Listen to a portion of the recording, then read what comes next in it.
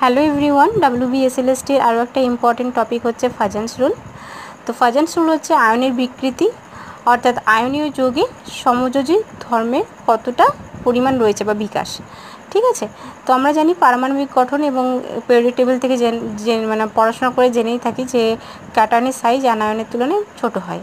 তো ক্যাটায়ন দ্বারা অ্যানায়নের যে ডিস্টরশন, সেটাই হচ্ছে তোমাদের ফাজেন্স রুল দিয়ে আমরা সেটাকে আমরা ডিসক্রাইব করতে পারি। ওকে, তো এটা হচ্ছে আয়নীয় যৌগ যেখানে ক্যাটায়ন এবং অ্যানায়ন এক্সিস্ট করে আলাদা আলাদাভাবে, কিন্তু সমযোজী যৌগে সেটা করে না। তো সেটাই ফর্মেশন হয় ফাজেন্স রুল দ্বারা।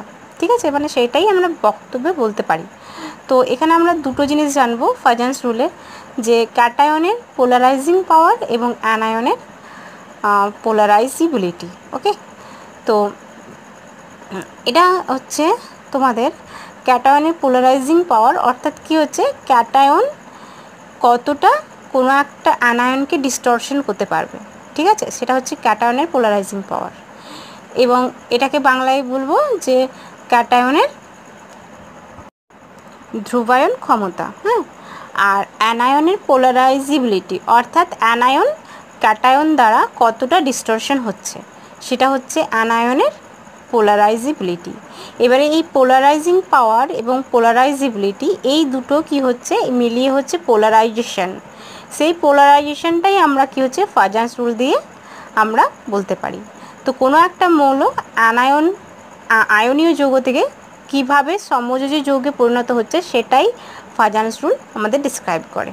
ওকে, তো এরপর আমরা জেনে নেব যে ক্যাটায়নের কি বৈশিষ্ট্য থাকলে আমরা সেই ক্যাটায়নটি সমযোজী ধর্ম দেখাবে।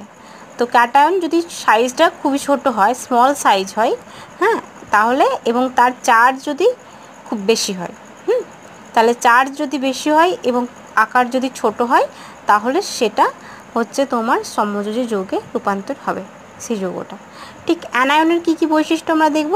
অ্যানায়ন হচ্ছে বৃহৎ আকার হবে এবং চার্জটা হচ্ছে কম হবে। ঠিক, এরপর আমরা কি হচ্ছে এই যে পোলারাইজিবিলিটি, এটা হচ্ছে ফাই দিয়ে ডিনোট করি আমরা, সেটা হচ্ছে ক্যাটায়নের চার্জ বা ক্যাটায়নের ব্যাসার্ধ। ওকে, সো এটাই আমাদের পুরোটা জানা ছিল। আর এখানে হচ্ছে এই পুরোটাই হচ্ছে কোভ্যালেন্ট ক্যারেক্টারকে ইন্ডিকেট করছে। ঠিক আছে, ফাজেন্স রুল দিয়ে। ঠিক আছে, কীভাবে আয়নীয় যৌগ ক্যাটায়ন কোভ্যালেন্ট ক্যারেক্টার শো করে। আরেকটা ব্যাপার থাকে যে মেল্টিং পয়েন্ট ইনভার্সলি প্রপোর্শনাল হয় সমযোজী যৌগের সাথে। ঠিক আছে, তো এটাও আমাদেরকে মনে রাখতে হবে, এখান থেকেও কোশ্চেন থাকে। আর আমাদের অপশান থাকে এই যে তোমাদের 4টে অপশান, সেখানে MSQ টাইপের কোশ্চেন থাকতে পারে। ঠিক আছে।